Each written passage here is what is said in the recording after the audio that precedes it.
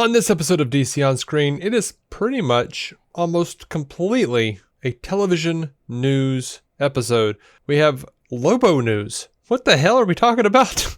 What? What are we doing? What are we doing? All right. We've got Krypton news, we've got Titans news, and a Pennyworth trailer.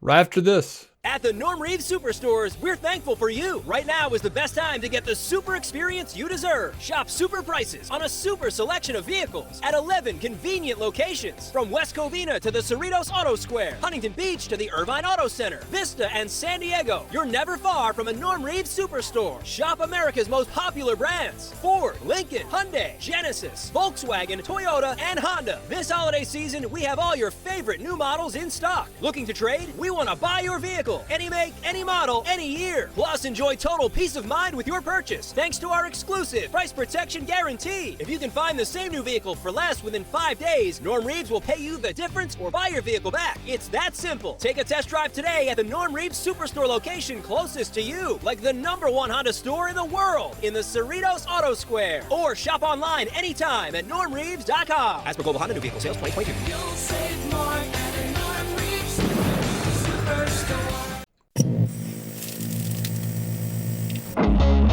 You think of Earth as a singular planet. In fact, it is anything but. For this is a story not of a universe, but a multiverse, where universes and planets, such as Earth, were replicated and mirrored across a vibrating, infinite plane. Some barely different from the next. Others drastically so. This is DC On Screen. Every week, Dave and Jason talk about the multiverse of DC properties on film and television. But be warned, if it's been officially released, you can expect they'll spoil it. Welcome into DC On Screen, episode 551. I'm your host, David C. Robertson. This, my co-host, Jason Goss. Hello. And, there's not a lot of news this week. I almost called it, but you know what? Some stuff kind of broke, and I went, oh, we need to talk about this right away. But before we get to that, if you'd like to help support the show, patreon.com/DCOnScreen. The $5 tier gets you all sorts of little new episodes, Jace's pull list. We just did a Jace's pull list where we talked about Mr. Miracle. At length, and we talked about it because Tom King is co-writing the New Gods movie now, so we had to jump right the hell on that. Yeah, that was on the to-do list anyway, but damn. It wasn't on the immediate to-do list for me. We actually were going to do JLA year one before that, but that we switched them. Yes, we did. Oh, good Lord. Anyway, so we have also like little warm-ups and behind the scenes stuff, kind of, and Chasing Squirrels, which is pretty much just an episode or just a little segment of a conversation where we just kind of go on a tangent. Just gone too far. And just take it right out of the episode because, good Lord. Anyway, on to the news. Just a quick mention here. Man of Steel, June 14th, 6 years old. And also, nice. June 14th, the day we would have been watching Justice League 2 in theaters.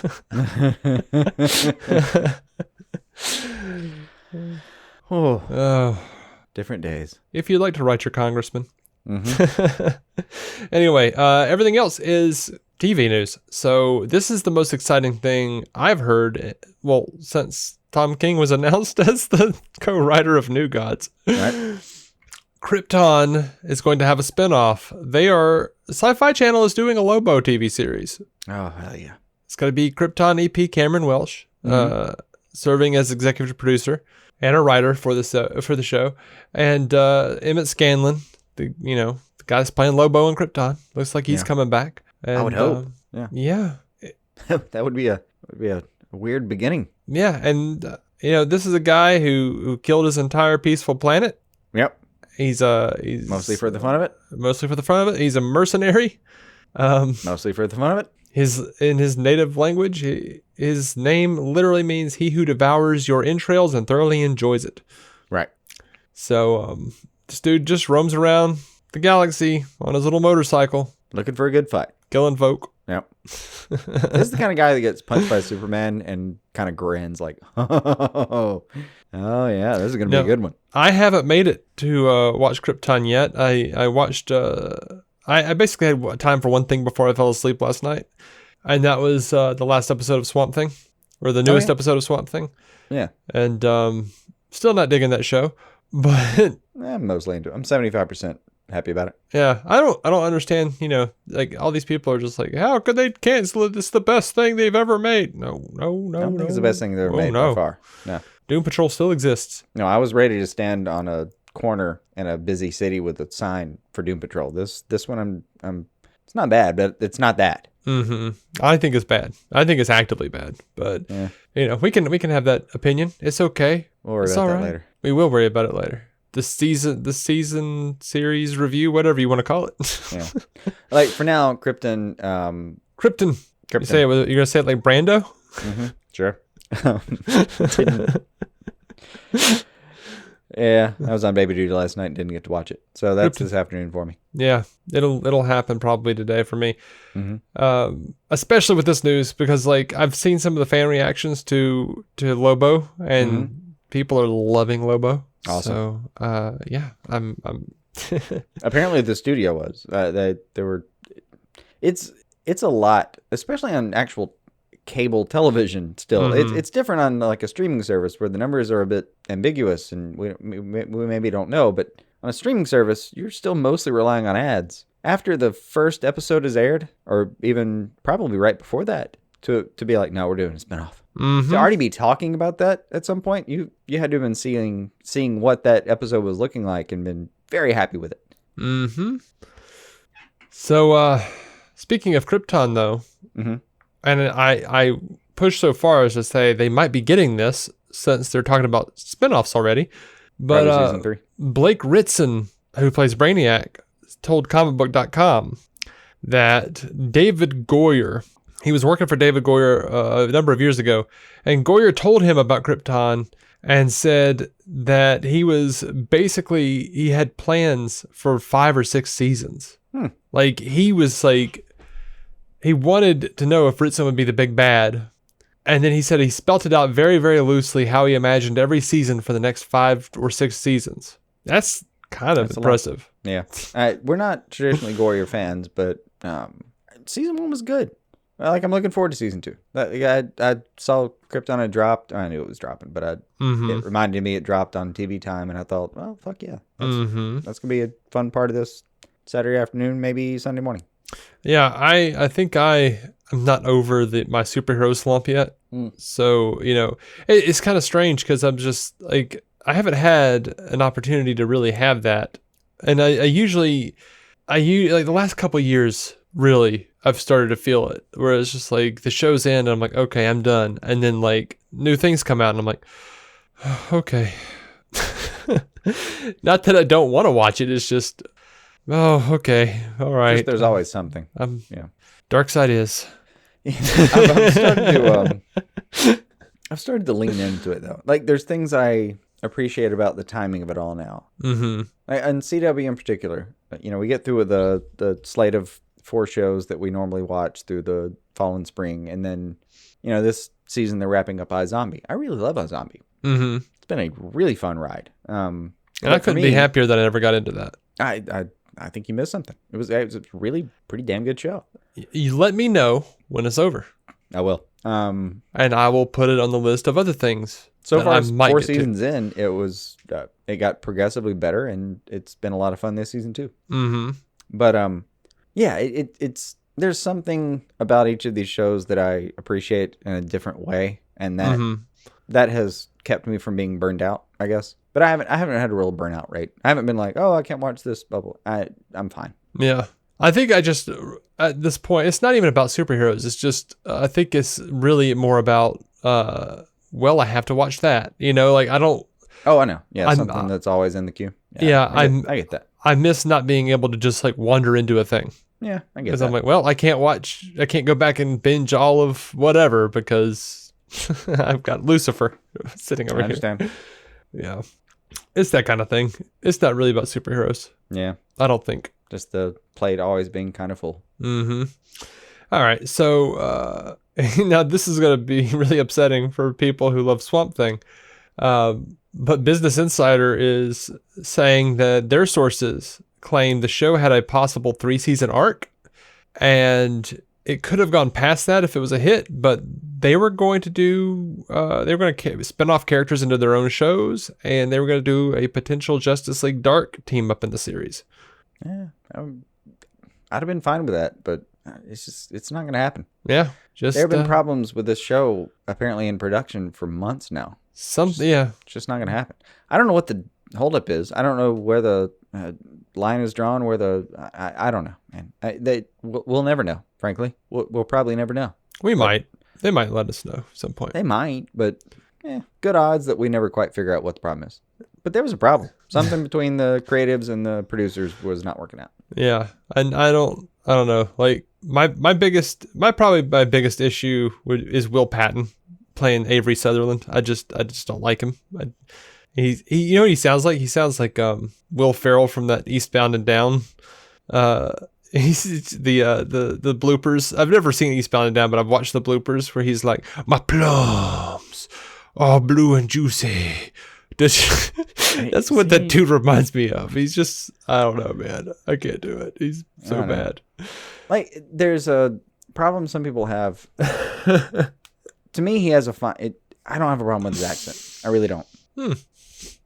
And the more I've gotten to listen to it, the less I have a problem with it. Mm-hmm. And it has to do partially with, there's a difference between a Southern accent and a Louisiana accent. Mm-hmm. Like that, Creole has a whole different flavor on how the Southern accent is done.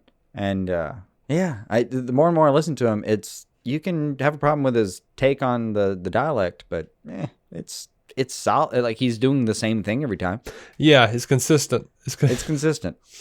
Like, that was my problem with True Blood, was it wasn't even consistent. Right. I had Tara in particular would just fluctuate in and out of it.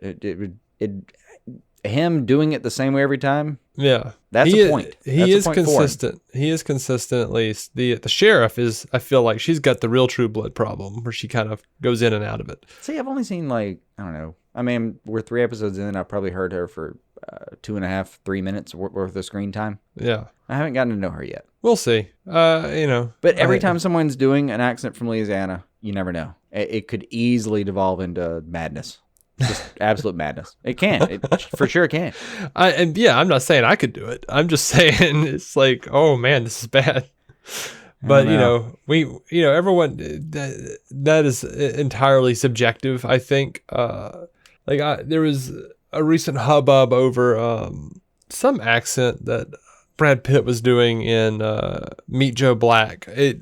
Someone brought it up on Twitter and was like, by the way, just watched Meet Joe Black and I'd totally forgotten how bad Brad Pitt was in this role. And he's, playing death, and he's talking to some lady. He's doing an accent, and I thought he did a damn fine job, honestly. Like, I really liked what he did, and everyone's just like, "Oh, that's so cringeworthy." So, whatever, man. You guys could tell me to go. You guys could tell me to go kick rocks. Yeah, I don't even remember what he did in that one. Seen it, but all I really remember is him being like a couple cars playing Pong with his body. Mm-hmm. That's really it. I haven't seen that movie in so long. It's been a long time. I remember liking it when I was a kid, but thinking it was a neat concept at the very least. Yeah. Though I'm also like one of those, like, when back in the day, we had VHS tapes, and Meet Joe Black came in one of the double VHS tapes. Mm-hmm. And I remember being like, well, that's a proper set. And then thinking, well, that's just overkill. There's no reason to have a movie that long. You need 2 tapes. Yeah. Anyway. I do remember seeing that. Now that you mention it. It's like, well, that's saving Private Ryan length. Damn. All right, so this is exciting. I don't know who this guy is. Drew Van Acker. He is apparently known for his work on Pretty Little Liars. But the exciting thing to me is he's been cast as Aqualad on Titans for DC Universe. They're going to Garth, man. Yeah, I don't know him, as far as I know. But, yeah, having Aqualad involved? Yeah, fuck yeah. I mean, I like Young Justice Aqualad better. But I'm happy to see Garth get some love on this show. Because Garth is, IMDb. Yeah, I don't know this cat at all. But they've done a great job of pulling people that I've never even heard of before and throwing them into a role, and 10 minutes later, I'm like, yeah, this is perfect. Great job. Yeah. I'm excited about Aqualad. I don't know the guy, but I'll have to ask my mom and sister. Oh, they Pretty Little Liars watch? Yeah. I don't even think my wife watches that one. Not sure. Which, knowing them, you could bring up any character and they'd be like, oh, him. I swear they don't like anyone on that show or any show they watch. Like, that person. I'm like, why do you guys watch this? Oh, they're terrible. Oh, it's fantastic. Yeah. You should watch this show. Any given person. Oh, they're awful. So, yeah, Deadline has also confirmed that Natalie Gumead, maybe? She was recently in a Doctor Who episode in the Christmas special from 2014, but she is going to be on Titans as Mercy Graves. Yeah, I saw that part. So that's fun. Hope no idea with her either. Again, a theme with the DC universe. They're doing a great job with that. Yeah. And they gave this little description of the character. Mercy Graves is the ruthless, cunning right hand and bodyguard to the notorious Lex Luthor, serving her boss with unquestioned loyalty. Her connection to the Luthors runs deep, as Mercy has been a friend of the family and in Lex's life since they were young. That's all I got. Yep. I'm excited. It's because it's DC Universe. I'm excited. Like, I have not cared for Mercy on Supergirl. I hope to enjoy her here. They didn't invest a lot in her. Honestly, your brother has done better on Supergirl. He is, and it's real weird. Dude pops on screen. I don't know how to. I don't know. I don't get it. That's the first time they were brother and sister. Like they just basically took Otis from the old Donner show and made him an in shape dude, equally as stupid. Yeah, and for some reason he just resonated. I don't get it. First time I saw him, I was like, I like that guy. I don't know why. I didn't love him. I didn't really like him at first, and then by the time the end of the season rolls around, and he's like, waxing intellectual about the role of the press. Maybe it grew on you. First time I saw that guy, I was like, I don't know why, but that guy's again pops on screen. I don't know how else to describe it. All right, so a Pennyworth trailer dropped. I hope this has turned you, because I just keep getting more and more excited about this stupid show. Like they told me, it's a fun way of describing it.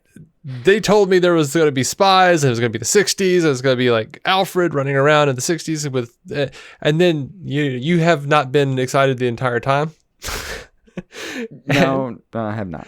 And this trailer just it looks very much like Gotham in a lot of ways, like the cinematography, but it just looks like a whole lot of fun. And I'm really hoping they don't go too deeply into like Batman characters or Batman villains. No, I don't want another, and it's done by the same people who started the Gotham series, so I don't want another precursor Batman series. At the same time, I resent it being started by the people that started that series.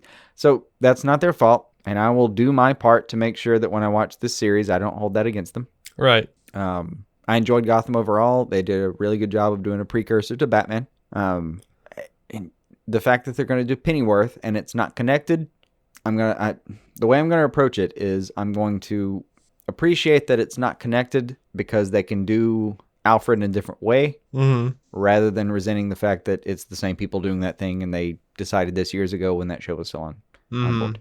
Like there's going to be some me time where I meditate over how to approach this show, but I'm going to do it that way. And given that way, yeah, it looks like a pretty fun spy show. Yeah, it really does. I think I'll know by the end of the first episode how much I care. Yeah, I probably will too. But trailer-wise, yeah, it looks like a pretty fun spy show. Like I'll definitely watch the first episode of this, and after I've gotten myself in the right frame of mind, we'll be probably pretty excited to watch the first episode. So far, it's like a Gotham take on Peggy Carter to me. That's what it reminds me of. I think it's just the short bobbed hair, maybe. But yeah, I get that. How do I put it? I don't know. How do you put it? It had a good aloofness. It looked like it's going to have some fantastic action scenes. Like the last little bit where he's saying, like, if this goes pear-shaped, I'll do my best. It's really as good as you can say when you're walking up to a bunch of people with automatic guns. You know what I mean? What's the alternative? You're going to lie to him? Oh, I'll definitely get you out of this. No, fuck you. There's a bit in the trailer, though, where my God, it feels like he is channeling Sean Pertwee. Where he says, I don't like violence, and I don't much like you, mate. Like, whatever it was like, yeah! Yeah. I'm a sucker for that kind of crap, though. That'll be the kind of thing where, like, I could resent the fact that it's going to remind me of Sean Pertwee. Because I know for damn sure these people designed Alfred's character, Sean Pertwee's portrayal of Alfred. They made that happen. Mm-hmm. And that's going to be the seed of my resentment, is wanting to see, well, fuck, take that backward. Let's do this. And I'm going to have to disconnect the idea of resenting that and instead replacing it with, like, well, what if you got to keep that tone and did this with it instead? Mm-hmm. Like I said, a lot of me work going into this viewing. It's okay, man. It's okay. Well, it comes out July 28th. So right before my damn birthday. You better be good. And last piece of news. That's it. Batman Hush. They've moved the release date for the Blu-ray, DVD, and the 4K. They've moved it up a week. Oh, okay. Yeah, it's gonna, let's see, the digital release is still July 20th, but it will be on DC Universe, and it will be on Blu-ray August 6th. I still resent that being a separate day, but okay. I understand. I think this is a trend that will eventually die. It will eventually die because physical media will eventually die. I'm fine with that. It's fine. Just release everything on digital all up front with me being able to get to the special features, and I'll fucking buy it 3 weeks before. I'm becoming more okay with it. It still hurts. Nah, I can deal with it. It's less stuff in my life, and it's all existing somewhere, and I have access to it. I'm good with it. I just resent the whole, like, oh my god, I hear the movie is released, and then I have to buy it for $20, and then later it's like, here, for another $20, you can watch all the special features. Fuck you. Yeah. I think a lot of those, depending on the service you use, come with the special features digitally. Some do, some don't. It's kind of annoying. You've got to look very closely at what you're buying when you get the digital to see if it does have it. But special features have been going away anyway, even in physical releases. They've been disappearing. Yeah. This is how piracy started. I mean, at some point we were just like, I'm not paying $19.99 to show up at a J.C. Penney on a Tuesday night and hope they still have a copy of this album, which was a CD at the time, just to find 11 tracks that were contractually obligated to have done by the end of 1998, and liner notes that are literally a picture of the band looking annoyed, and on the back a list of people who are copyrighted, and not even the lyrics to the fucking songs. This is how piracy started. We all got annoyed and we're like, I'm not paying for that. We're just gonna share it with each other. It feels like a similar environment in certain ways. Things are changing. In all fairness, piracy's, it's not dead, but it's been beaten back into the hackles of hell. Mm-hmm. And it's harder to do than it was, much, much harder to do than it was several years ago. And the consolation prize is we don't do that anymore. We have streaming services. Mm-hmm. You pay $12 a month, most services, and you can just have all that stuff. Yep. There was a settlement eventually. So, yeah, markets will set themselves. I think this is one of those things that's not going to last, though. Yeah, it won't. Anyway, you got anything else, man? Nope. I think I've ranted enough on that. All right. Well, we are DC On Screen. DCOnScreen.com. Patreon.com/DC On Screen. And the $5 tier gets you all the extra materials, all the extra content that we put out, however often or much that might be. At least weekly. Most of the time, yeah. Well, we had like one hiccup, but otherwise it's been weekly. It has been weekly most of the time, yeah. So, yeah, I think I'm out. I think I'm done. Do it. I'm gonna go watch Krypton. Bell, pull the ripcord. I don't know how. It's stuck. It's right there. I'm gonna die. Probably the space button. Dark side is. Peace.